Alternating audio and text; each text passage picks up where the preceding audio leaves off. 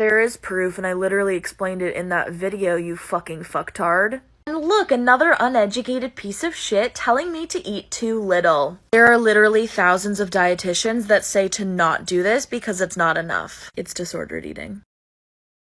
A calorie deficit is a state in which an individual is consuming fewer calories than their body is expending, resulting in a negative energy balance. When an individual is in a calorie deficit, their body is forced to use stored energy, in the form of body fat, to meet its energy needs, resulting in weight loss. The principle of a calorie deficit is based on the fundamental law of energy balance, which states that weight loss occurs when there is a negative energy balance. Calories consumed are less than calories expended. This law applies to all individuals, regardless of their age, gender, or body type. There is a vast body of scientific evidence that supports the effectiveness of a calorie deficit for weight loss. Studies have shown that when individuals are in a calorie deficit, they can achieve significant weight loss over time, which is associated with a range of health benefits, including improved blood sugar control, reduced risk of chronic diseases, and improved quality of life. It is important to note, however, that weight loss is not always a straightforward process and can vary from person to person. Factors such as genetics, hormonal imbalances, and underlying medical conditions can affect an individual's ability to lose weight, even when in a calorie deficit. The weird and racist history of the BMI. The body mass index is a mathematical equation that uses height and weight to assign a number that correlates to one of 5 man-made weight categories. The BMI was invented in the 1830s by Adolphe Quetelet, who is a Belgian mathematician, statistician, and astronomer who was not a doctor and had no medical training whatsoever. It was first known as Quetelet's index, and it was a mathematical thought experiment to determine the ideal man. The pool of participants used to create Quetelet's index was exclusively white Westerners. There were no people of color and virtually no women. Quetelet's work was used to justify scientific racism for decades to come and was one of the founding principles in what is now called eugenics. The BMI was not used in the medical world until the early 20th century when U.S. life insurance companies determined that they could use it to charge higher premiums to fat people. Many studies have established that the BMI is a poor predictor of health and is used to further discrimination against fat people.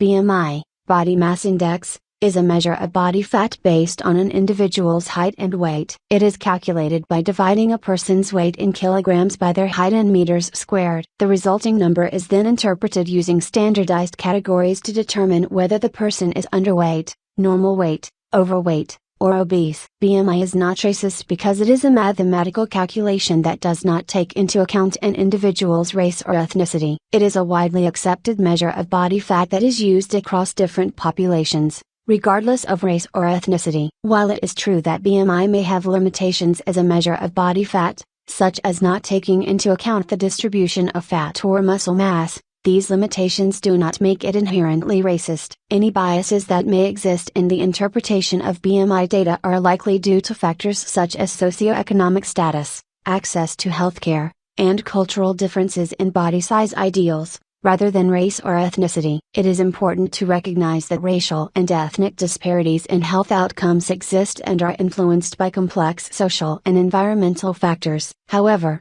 BMI as a measurement tool is not a direct cause of these disparities and should not be considered racist. See, the issue with TikTok's version of the body positivity movement is that you have thin girls who go, so I know I'm like skinny and I am society's acceptable body, but sometimes when I sit down and I like scrunch like this, I have back rows too. Like even though like when you walk around every single day, like you're fat all the damn time. So you always have rows. Like if I really, really, really try, I can give myself an imperfection too. What's imperfect about my back rows? Like what's imperfect about my fat in general? Besides the fact that y'all just don't like it. Like that's the issue. Is that you go, oh, every day I look so good, but you know, sometimes when I sit down and I force it, I have your imperfections. Do y'all not get how that makes people feel? Like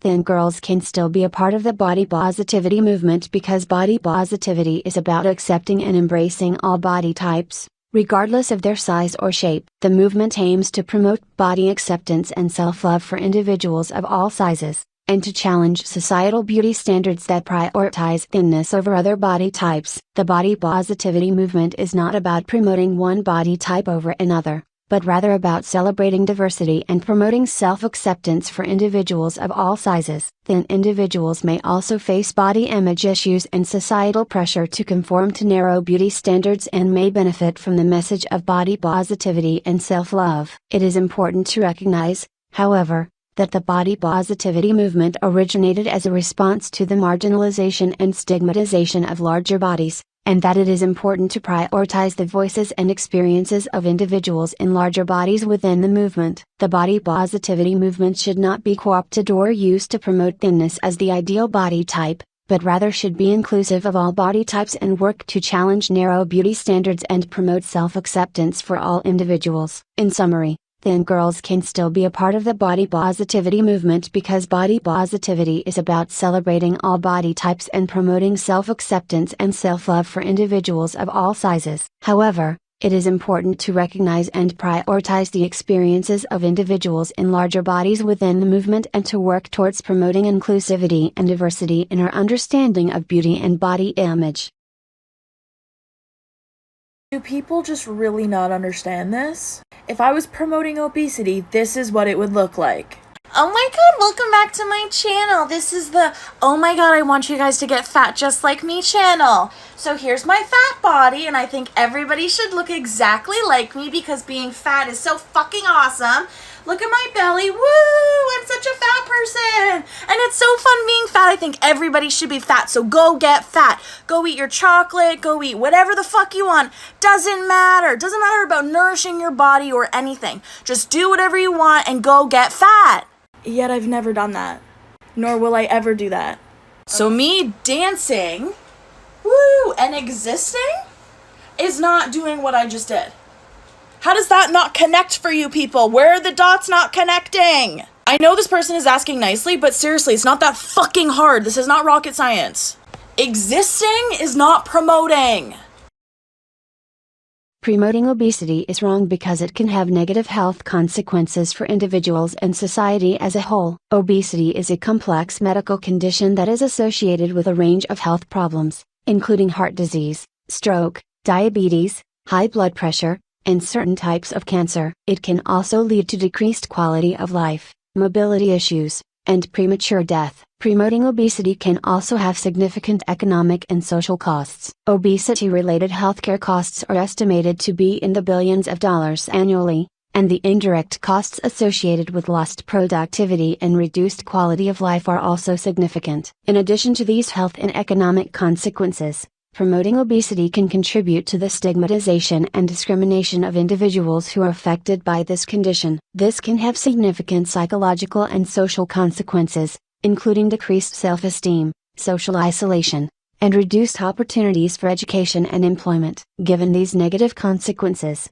it is important to promote healthy lifestyles and encourage individuals to maintain a healthy weight. This can be achieved through education, access to healthy foods, opportunities for physical activity, and support for behavior change. Rather than promoting obesity, efforts should be focused on promoting health and well-being for all individuals, regardless of their weight or body size.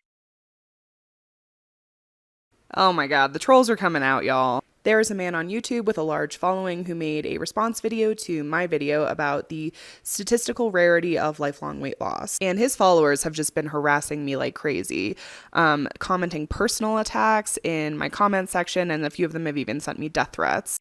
So first, I think this is a pretty clear example of how when you push up against people's core beliefs, and yes, venerating thinness is a core belief for many people, the response is strong. When we think about the values that construct somebody's worldview, we often don't think about body size, but there are a lot of people, I would argue most people, have very strong beliefs about what body size means about individual people. And oftentimes when people feel triggered and they feel like they need to defend that core belief, they reveal their own prejudices, which people have been doing a lot with me recently, calling me lazy, stupid, sloppy, unmotivated, etc.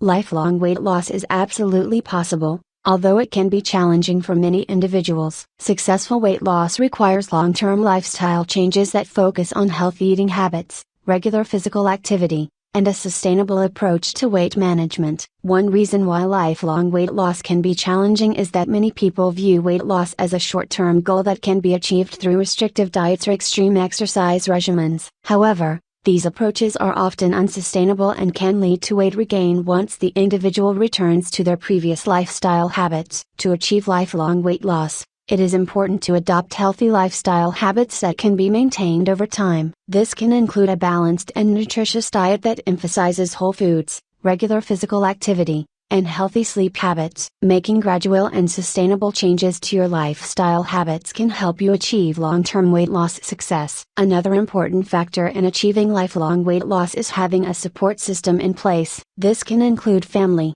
friends, or a healthcare professional who can provide guidance, encouragement, and accountability throughout your weight loss journey. It is important to remember that weight loss is not a one-size-fits-all approach, and what works for one individual may not work for another. It may take time and experimentation to find the right approach for you, and it is important to be patient and persistent in your efforts. In summary, while lifelong weight loss can be challenging, it is absolutely possible through a combination of healthy lifestyle habits, a supportive environment, and a long-term approach to weight management. And see,